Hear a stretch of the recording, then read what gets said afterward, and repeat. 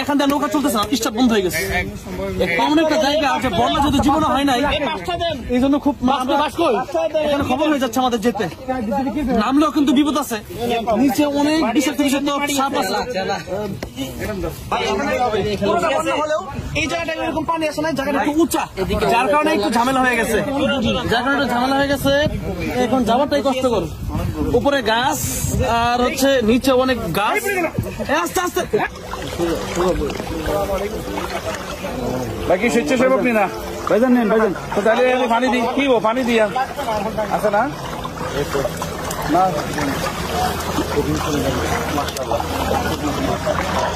এলাকাবাসী, আপনাদের যাদের খাবার পানি লাগবে, আপনারা একটু আমাদের সামনে আসুন অথবা একটু আমাদেরকে হাত দেখান, আমরা আপনাদের বাড়ি বাড়ি খাবার পৌঁছে দেবো। একটু আমাদের কাছে হাত দেখান।